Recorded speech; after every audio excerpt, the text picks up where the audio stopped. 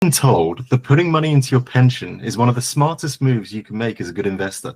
But what if I told you that recent news events are making investors everywhere question whether that reality is actually true? Well, what if we've got some news coming out of Germany, which makes us think that maybe, just maybe, putting your hands in the hands of government might not be the smartest of ideas. Welcome to 1% Bitcoin. I'm Dominic, and this is David. And today, we're going to talk about pensions. So what's happened? Well, Germany has said that they're going to raise the retirement age to 70. This is pretty much unsurprisingly. But what did catch me off guard is that some of their top economic advisors have actually gone a step further.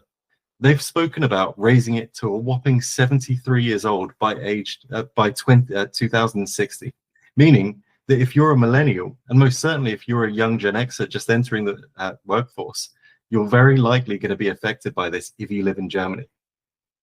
Now, this comes as Germany is going in a bad direction. Germany's GDP was flat in Q3 2025, the third such reading over the past 3 years. The economy is contracted in seven of the last 12 quarters. Yes, Europe's largest economy has grown in only 2 quarters during this period. Germany was the manufacturing and economic powerhouse of Europe, and yet things are starting to look a bit shaky around the edges. Just to put it in perspective, Germany spends a whopping 31% of their GDP, an estimated 1.3 trillion, on welfare, and pensions, they make up around 12% of that. So why would Germany be doing this? Well, it's because they've got themselves in a bad situation. Berlin plans on borrowing 174 billion in 2026. They're going to take their suspending the debt brake to fund welfare. Economists warn that Germany must work longer or face a fiscal financial crisis. But you're probably wondering, well, how does that affect the average German citizen? And more importantly, why are you even talking about this? How does it affect me? And that's what David steps in. David, talk us through this chart. Thanks, Dom. It's really interesting to look at what the impact of increasing kind of retirement age has on your money. So if we look at this slide, if you look at the average age of life expectancy to 85, so the current retirement age is 67, that equates to about 1,200 of a monthly pension that you receive, right? If you increase it just by 3 years, on the surface, it looks good. So if the retirement age is increased to 70, then it's just 3 years, you get 1,440 as a monthly contribution. So you think, oh, well, that's better. I get more money every month. But the result is you decrease your kind of total payout by 17%. And then by the kind of the extreme look of 73 age of retirement, then that reduces your total kind of payout by 33%. And that's just shocking. It is. So let me get this straight. So you're working longer, but you're dying before you can take out the money. That's it. And so you're actually getting less. That's crazy. Yeah. But you know what? For most pensioners, they're looking at, you know what, I get a payout every month that's more.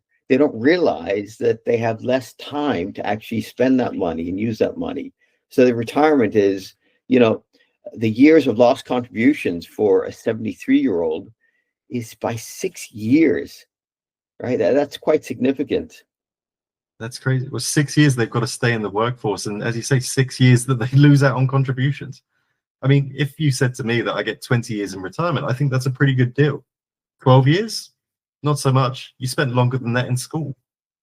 So, yeah. But what do you think, in your experience, do many people think about retirement? Do they start thinking about it early or late? No, it's one of those things that you're kind of always pushing back to I'll deal with later.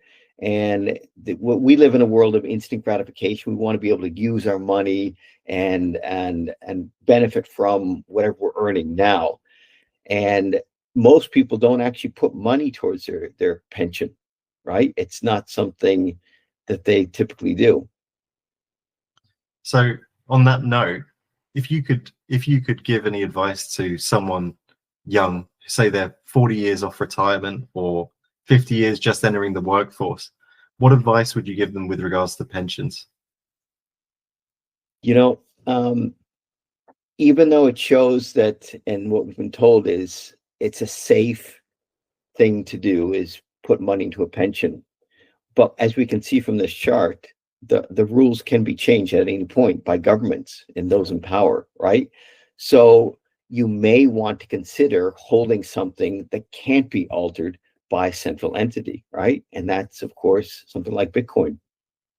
I think that's a great point. And look, I know we're focusing on Germany here, but I've got one more slide to show you, David, that I didn't talk about before. So this is the expected global working age population. Yeah, so it's not just Germany, global. And what you can see is it's suggesting that we're going to peak in 2030. Now, why is this a problem for anyone who's got their money in a pension?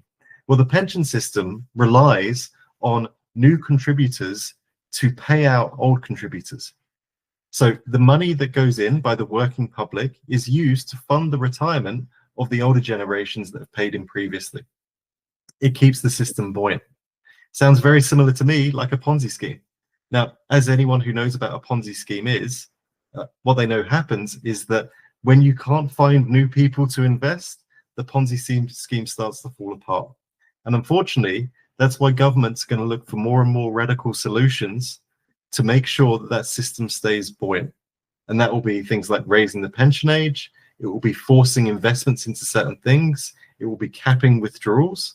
So I would start to think maybe, as David correctly points out, and great advice there, David, is maybe consider having your wealth in something where the rules can't be changed, where the wealth can't be confiscated, where anyone can go on and see clearly defined what those rules of the game are.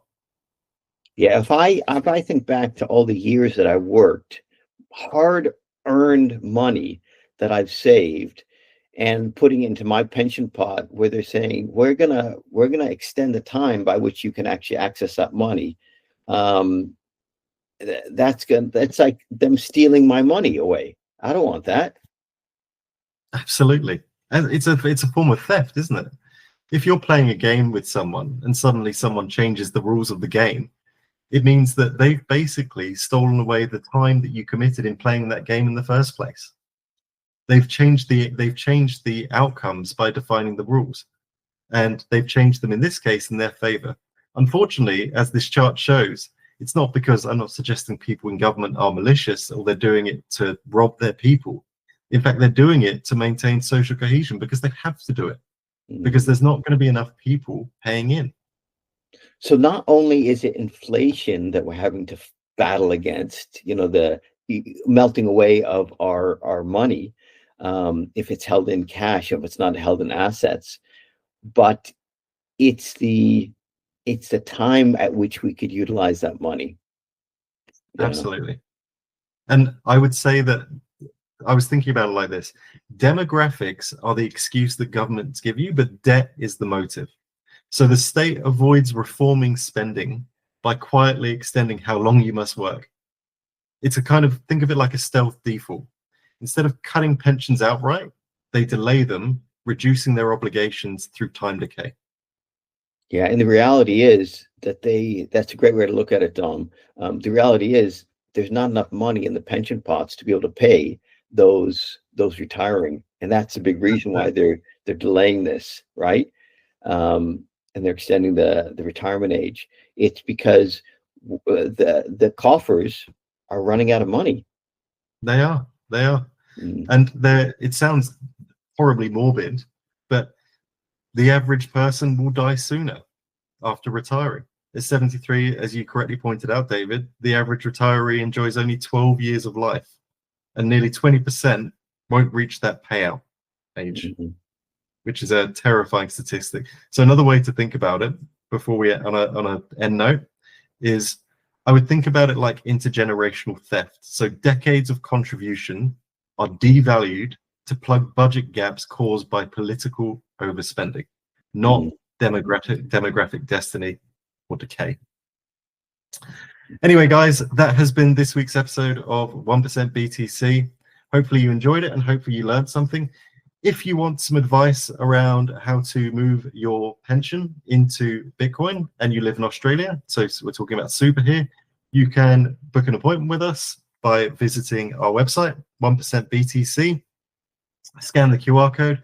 Just remember that nothing that we have said is financial advice.